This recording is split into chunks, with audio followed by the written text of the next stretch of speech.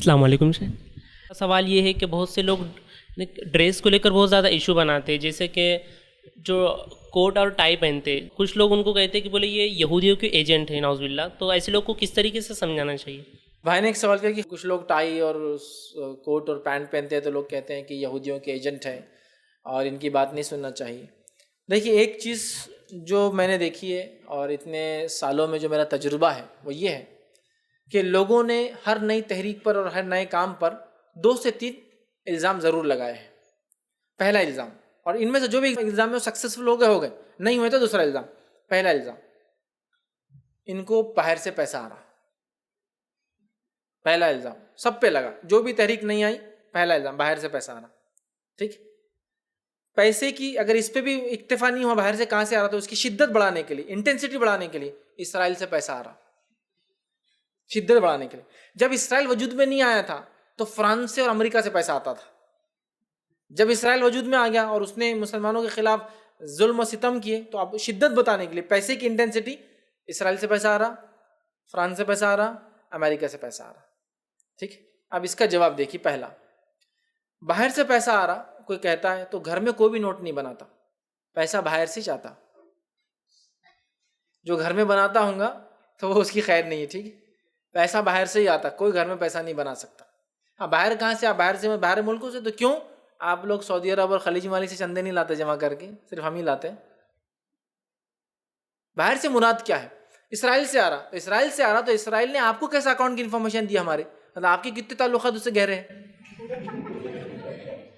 ان کو اسرائیل سے پیسہ آ رہا ہے، اس سینٹر کو، تو آپ کے کتنے تعلقات گہرے ہیں کہ آپ کو وہاں سے انفارمیشن مل جا رہی ہائی لیول سے کہ ان کو اسرائیل سے آ رہا؟ نہیں تو پھر آپ ثبوت لا کے دیجیے، کون سے بینک میں پیسہ کس کے پاس، کسی تنظیم کا اسرائیل سے، فرانس سے یا امریکہ سے آیا، اس کی ڈیٹیلز دیجیے آپ۔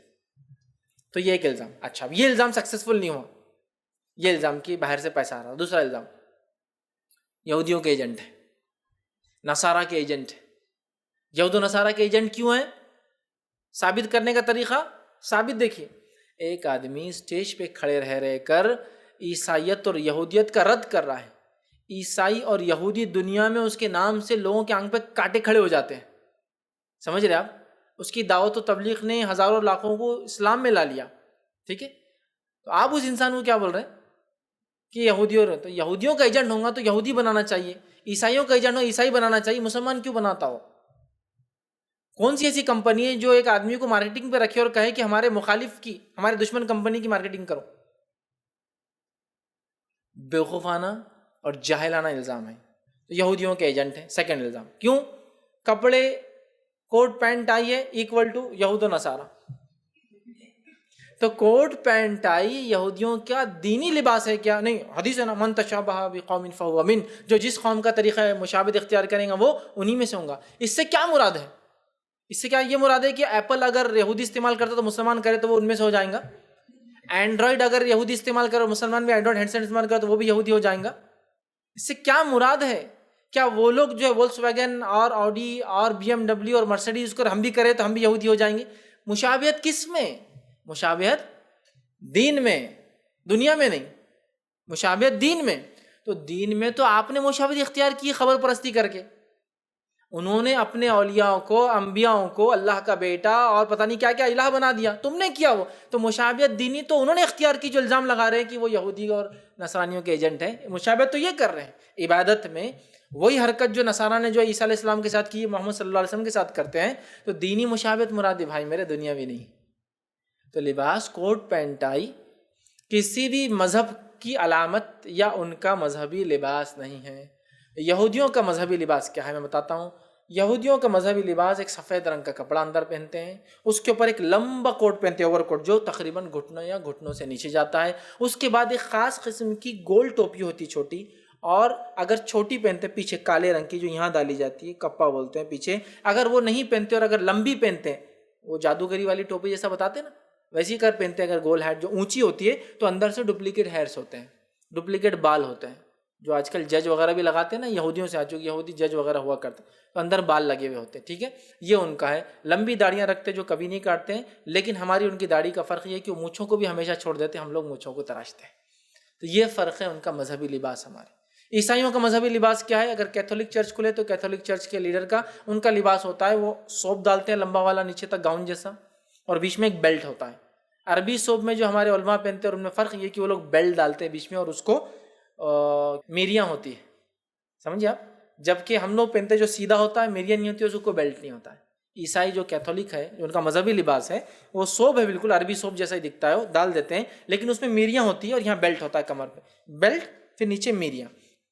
عرب جو عربی صوف پہنتے ہیں وہ سیدھا اوپر ڈالتے ہیں، اور یہ کیتھولک چرچ نے عربوں سے لیا، یاد رکھیے، تو وہ ہماری مشابہت کرے، ہم ان کی نہیں کر رہے ہیں، یہ بات بھی سمجھ لیجیے۔ انہوں نے ہم سے لیا، ہم نے ان سے نہیں لیا، اس لیے کہ مسلمانوں کے جو دینی ادارے اس زمانے میں چلتے تھے، اور جو انسان وہاں سے فارغ ہوتا تھا تو یہ گریجویشن ہونے کی علامت تھی یہ لباس پہننا، عربی صوف، اس پہ ٹوپی پہنی جاتی، تو انہوں نے ہم سے لیا، ہم نے ان سے نہیں لیا، ٹھیک ہے۔ بہرحال اگر وہ مذہبی ہے بھی تو ہم سے لیا گیا ہے، پہلی بات۔ دوسرا، وہ ان کی مذہبی علامت ہے۔ کوٹ پینٹ ٹائی تو کسی بھی مذہب کی علامت نہیں بولے وہ ٹائی جو ہے نا، بولے وہ کراس ہے، بولے کراس سمجھتے نا، کراس عیسائیت کی جو علامت ہے کراس، وہ ایکچولی مذہبی علامت انہوں نے بنا دی، عیسیٰ علیہ السلام نے وغیرہ نہیں دی تھی، لیکن بہرحال مذہبی علامت آج ہے وہ۔ تو دیکھو وہ ٹائی کراس دکھتی ہے، ارے میرے بھائی اگر ایسا موازنہ کر لیں، ایسا موازنہ کہ یہ ٹائی جو ہے کراس جیسی دکھتی ہے، ٹھیک ہے، ٹائی کراس جیسی دکھتی ہے، تو پھر ہمارا شرٹ کو اس طریقے کرتے سیدھا کر دیجیے آپ ایسا، تو کیا دکھتا ہے؟ تو کرتا تو زیادہ کراس دکھتا ہے، اس لیے کہ وہ لمبا ہوتا ہے نیچے کو۔ تو یہ سب بے بنیاد، نہیں ویسا دکھتا، ایسا ازمپشنس، یہ غلط بات۔ پھر تو آپ تھوڑے دن بعد بولیں گے لیٹر ٹی بھی جو ہے نا انگلش کا، وہ بھی بولے یہودیوں نے ڈالے، بولے کراس جیسا دکھتا، اننیسسری۔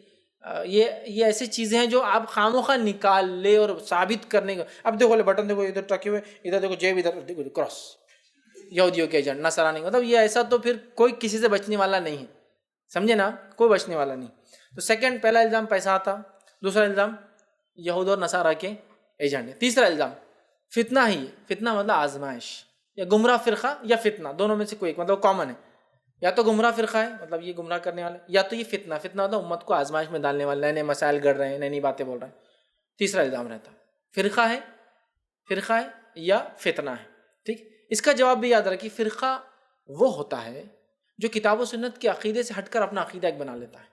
حالانکہ قیامت سے پہلے کتاب و سنت کے ماننے والے، یا قیامت کے دن بھی کتاب و سنت کے ماننے والے بھی ایک فرقہ ہوں گے، اس لیے کہ حدیث میں الفاظ ہیں 73 فرقے، 72 جہنمی، ایک جنتی، تو وہ ایک بھی فرقہ ہونے والا ہے۔ لیکن وہ تو مجبوری کی کیفیت ہے نا، جب لوگ مختلف فرقے بنائیں گے تو کتاب و سنت والے ان سے ہٹ کر دکھیں گے تو فرقہ بن جائیں گے، لیکن ایکچوئل امت ہے وہی اصل امت ہے۔ تو فرقہ تو آپ بناتے ہیں کہ کتاب و سنت سے ہٹ کر اپنے عقائد، اپنے معاملات اور مسائل نکالیں، اور جو کتاب و سنت پہ ان کو فرقہ کر رہے ہیں آپ۔ دوسرا فتنہ کہتے ہیں، فتنہ کیوں؟ آمین کا فتنہ لا لیے، فلاں کا فتنہ لا لیے، رفیدن کا فتنہ، حالانکہ یہ تو بہت چھوٹے چھوٹے معاملات ہیں، اس سے بڑے بھی میں باتیں کر سکتا ہوں، لیکن یہ جنرل جو عوام میں چلتی ہوئی باتیں کہہ رہا ہوں، یہ فتنہ لا لیے، فتنہ لا لیے۔ فتنہ کیسے بھائی؟ آپ خود بولتے 4 امام حق پر ہیں، چاروں امام نے سچ کہا، چاروں امام نے سنت پہ عمل کیا، تو 3 امام جو عمل کرتے تھے، پھر اس کو آپ فتنہ کیسا بولتے ہیں؟ اس چیز کو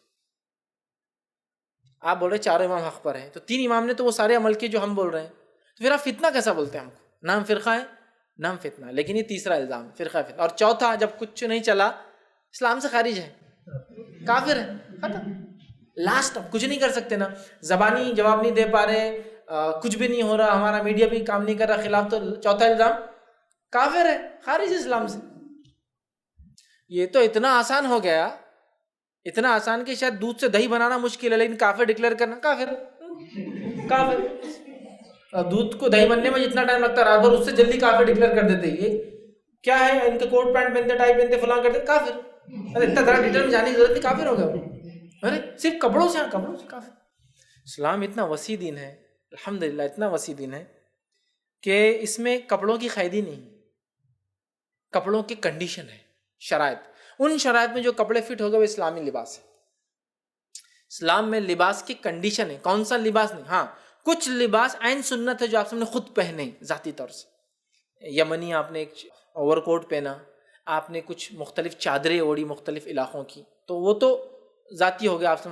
ہاں آپ کے زمانے میں لوگ کیسے کپڑے پہنتے تھے اس کی کوئی وضاحت اور کوئی ایگزیکٹلی کیسے پہنے جاتے تھے اس کی کوئی دلیل نہیں۔ ایک صاحب مجھ سے ملے اور مجھ سے ایک بار کہنے لگا آپ یہود و نصارہ والے کپڑے پہنتے ہیں. حالانکہ پینٹ شرٹ تھا, میں تو کوٹ و ٹائی بھی نہیں تھا, پھر بھی خیر یہود و نصارہ کے کپڑے. میں نے کہا اچھا ٹھیک ہے یہود و نصارہ کے, تو سنت کپڑے کیسے ہونا چاہیے وہ دے دیجیے آپ مجھے کل ڈرائنگ, یا ٹیلر کے پاس میرے چل کے بتا دیجیے, میں کل سے وہ پہنوں گا. اب وہ کل ملاقات ہے, میں نے کل لائیے ٹیلر کے پاس جائیں گے, اپن وہ کپڑے سلائیں گے جو آئین سنت ہے. تو نہیں بولے یہ کرتا پاجامہ جو ہے نا یہ سنت سے قریب ہے. بولے میں نے کہا نہیں کل کیا بات ہوئی تھی, یہ پینٹ شرٹ یہود و نصارہ کا ڈریس ہے, تو اب یہ تو چھوڑنا ہی اپنے کو. لیکن آپ لانے والے تھے وہ ڈریس جو سنت ہے. اب آپ سنت سے قریب والی چیزیں کہیں کو لا رہے, سنت لائیے نا. جب آپ نے بولے یہ غلط ہے تو پھر وہ لائیے جو اصل ہے. تو نہیں بولے میں نے بہت ڈھونڈا, کل رات نے بات کیا علماء سے, سب کیا, وہ بول رہے کہ ایسا بتا نہیں سکتے بولے اپنے قرآن حدیث میں کہ ایسا پہنتے تھے بول کے. نہیں ہے نا, نہیں ویسا نہیں ملا بولے کچھ بھی. میں نے کہا میں یہ بولنا چاہ رہا تھا. لباس میں اگر شریعت پابندی لگاتا تو نبی اکرم صلی اللہ علیہ وسلم کے صحابہ لفظ بلفظ لکھتے کہ آپ نے کیا پہنا, اور ہم سب کو وہی پہننا ہوتا تھا. اسلام ایک عالمی دین ہے. اسلام جانتا ہے کہ انسانی فطرت کے مطابق انسان سردی, گرمی اور بارش کے علاقوں میں رہتے ہیں. قومی اعتبار سے, ماحول کے اعتبار سے مختلف قوموں اور مختلف علاقوں میں رہتے ہیں, جہاں ان کی ضرورتوں کے مطابق ان کو لباس پہننا پڑتا ہے. کیا ایک ٹنڈرا ریجن میں رہنے والا ایک ایسا انسان جو یا تو نارتھ پول یا ساؤتھ پول پہ رہتا ہے جہاں ٹیمپریچر -40 تک جاتا ہے, وہاں کیا اس سے کرتا پاجامہ پہننے کی امید کریں گے آپ؟ عربی سوپ پہننے کی امید کریں گے وہاں؟ مر جائیں گا وہ ایک دن میں کیا گھنٹے بھر میں موت آ جائیں گی اس کی. جہاں پانی کو برف کاٹ کے آپ کو گرم کر کے پانی ملتا ہے, تو کیا وہاں آپ کو لگتا ہے جہاں آپ کو آگ نہیں ملتی کھانا بنانے, آپ کو معلوم وہاں مچھلیوں کو کچا کھانا پڑتا ہے. آپ کو مچھلی پکڑی کاٹی اور کھا لو آپ, چونکہ آگ جلانے کو لکڑی نہیں ہے. آگ جلائیں گے تو جس برف پہ رہتے پگھل جاتی, نیچے برف کی تہ ہے جس پہ وہ رہتے, زمین بھی نہیں ہوتی کئی جگہ. تو مچھلیوں کو کھاتے کچا, ان کی زندگی ہے.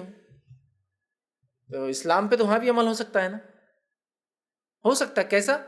مکمل طور سے جانوروں کی کھالوں سے بنا ہوا لباس پہنتے ہیں, انگلیاں تک ڈھک جاتی ہے. ٹیمپریچر اتنا زیادہ ہو کہ انگلی اگر آپ کی تھوڑی دیر کھلی رہ جائے تو معلوم ہے جھڑ سکتی ہے. -40 ڈگری میں انگلیاں جھڑ سکتی ہے آپ کی کھلے رہنے پر. ناک سے سانس نہیں لے سکتے تو جانور کے فر لگاتے ہوں جس میں سے ہوا تھوڑی آتی ہے تو گرماہٹ اس میں آ جاتی ہے. اسلام وہاں کے لیے بھی ہے. اسلام ان علاقوں کے لیے بھی جہاں انسان کو کبھی کبھار جو بہت کم کپڑے پہننا پڑتے ہیں, بہت کم سے کم لباس, پتلا اسی گرمی کی شدت کی بنیاد پر. اور جتنا بھی لباس پہنتے ہیں اسے بھی اتنا اس لیے پہنتے ہیں کہ سطر ڈھانکنا ہے اور گرمی سے بچنا ہے, ورنہ گرمی اتنی زیادہ ہے کہ لباس پہننا بھی ممکن نہیں جاتا ہے. موٹے لباس پہننے سے جہاں لباس لگیں گا رگڑیں گا وہاں زخم ہو جاتے ہیں. سمجھ رہا؟ جب مسلمان افریقہ گئے, ٹونیشیا وغیرہ کے علاقے میں, تو یہ جو عربی صوبہ چلتا ہے نا, یہ وہاں کا ڈریس تھا. ان کو بڑا اچھا لگا عربوں کو کہ بس اوپر سے ڈال لیا, ہلکا ہے, ہوا بھی اندر آتی ہے تو وہ ہوتا ہے, اور کپڑا لپیٹ لیا, تو انہوں نے اڈاپٹ کر لیا. ایکچولی سعودی عرب وغیرہ ان کا لباس نہیں تھا یہ. نبی اکرم صلی اللہ علیہ وسلم زمانے میں جو ملتا ہے وہ یہ تھا, لباس ایسا ہوتا تھا کہ نیچے ایک چیز پہنی جاتی تھی جو ایزار کہا جاتا تھا, لنگی, پتلون, پیجامہ, پینٹ جو بھی کیجیے. اس ایزار پر ایک شرٹ پہنا جاتا تھا, تو جنرلی ان کیا جاتا تھا. اس کے اوپر ایک بیلٹ بانا جاتا جس میں پیسے, وہ پیسے کی تھیلی, ہتھیار, تلوار, نیزے وغیرہ لگائے جاتے تھے, اور اس کے اوپر ایک لانگ کوٹ پہنا جاتا تھا. لیکن اس کی بھی کیفیت حیت تفصیلات نہیں. آپ سب نے کیا یہ پہنا واللہ عالم, اس کی تفصیلات ہمیں نہیں, لیکن عموماً عرب ایسا لباس پہنا کرتے تھے, اور سر پر کپڑا باندھا کرتے تھے, امامے کا یہ ڈھیلا رکھتے تھے, اور ضرورت پڑنے پر اس کو دھول مٹی جب ہوتی, صحرا میں ہوا اڑتی تیز, ریگستان میں ہوا, تو پھر اس کو بند کر لیا. یہ تھا ان کا لباس. ٹھیک ہے, تو اسلام نے لباس کی قید نہیں رکھی. اور ایک جو ہے استاد تھے عمر آباد کے, ساؤتھ انڈیا میں جو مدرسہ ہے, وہ کہا کرتے تھے الحمدللہ اللہ کا بڑا فضل ہے, اس نے لباس میں ہم کو پابندی نہیں رکھی, اصول بتا دی, پابند نہیں کیا. ورنہ اگر کرتا پاجامہ یہ سنت لباس ہوتا تو مجھے تو روز 4-4 5-5 پاجامے لگتے. کیوں؟ اس لیے کہ وہ رہنے والے تھے کیرل کے, اور کیرل میں راستے کم اور ندیاں نالیاں زیادہ ہیں, تو لنگی کو اٹھایا اور کود کے چلے. اب بولے پیجامے میں کودوں گا تو کتنے پھٹیں گے روز. کیرل میں کیوں پہنتے وہ لنگی معلوم آپ کو؟ پانی والا معاملہ ہے پورا. جب پانی والا معاملہ ہے تو جھٹ اٹھانا ہے آپ کو, پینٹ کو پکڑے کھڑا, لنگی کو اٹھایا, ختم, کھڑے ہو گیا. سمجھے آپ؟ کودنا ہے آپ کو, پھلانگنا ہے. اب آپ پینٹ اور پتلوں نے پھلانگیں گے تو پھٹ جائیں گا, تو لنگی اٹھایا, کود گیا نالی پہ سے. آپ سمجھ رہے, لباس علاقہ حالت کے اعتبار سے ڈیولپ ہوتی ہے ساری چیزیں. تو الحمدللہ اللہ نے اس میں وہ نہیں کیا ہم کو, ہے نا. تو امریکہ میں رہنے والا بھی مسلمان آرام سے رہ سکتا ہے. وہ شدت کی سردی کے اندر, جس سردی کے اندر ان کو بنیان پہ شرٹ پر اس پر اوور کوٹ, واس کوٹ, ٹیکسیڈوز, اس کے اوپر وہ بلیزر, اور بلیزر کو بھی چھپانے کا بھی اوور کوٹس پہنتے ہیں, اتنی سردی ہوتی ہے. کینیڈا لے لیجیے, یونائٹڈ اسٹیٹ لے لیجیے, بہت سردی ہے. آپ یورپ کی حالت لے لیجیے, بہت سردی ہے. بچانے کے لیے اتنی ساری چیزیں پہنتے ہیں, ٹھیک. اور اسی میں انہوں نے ایک فیشن, انہوں نے ایک خوبصورتی کے لیے علامت کی ہے, کچھ لگانا تاکہ گلا بھی بچ جائے. مختلف بوز اور ٹائز کا ہے, تو وہ ساری چیزیں مذہبی علامت نہیں ہے, وہ جو ہے ایک لباس ہے، تو لباس میں شریعت نے پابند نہیں کیا، لہٰذا اگر کوئی کوٹ پینٹ ٹائی پہنے تو بھی وہ مسلمان اچھا مسلمان ہو سکتا ہے، کرتا پاجامہ پہنے تو بھی وہ اچھا مسلمان ہو سکتا ہے، کیونکہ یہ بھی تو سنت کے اصولوں میں فٹ ہوتا ہے نا۔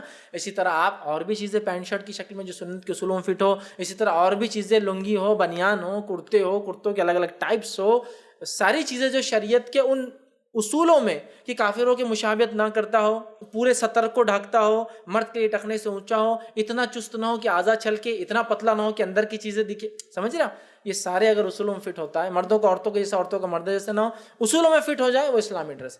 تو لہٰذا یہ الزامات ہیں، لوگ مختلف لگاتے ہیں، چاہے وہ پیسوں کے معاملے میں ہو، وہ چاہے کپڑوں کے معاملے میں ہو، چاہے وہ یہ ساری بے بنیاد چیزیں۔ ہمیں دیکھنا چاہیے اللہ کی کتاب، اس کے رسول صلی اللہ علیہ وسلم کی سنت کے مطابق کون کام کر رہا ہے، جیسا صحابہ نے سمجھا۔ اگر وہ سوچ اور وہ سمجھ ہے تو یقیناً اس کے کام کو لینا چاہیے، اور اگر چاہے آدمی پھر چاہے کرتا پاجامہ جبوں میں ہو، عربی صوب میں ہو، لیکن بات کتاب و سنت کے خلاف کرتا ہے تو اس کی بات نہیں لی جائیں گے، اس بات کو ہم سمجھیں۔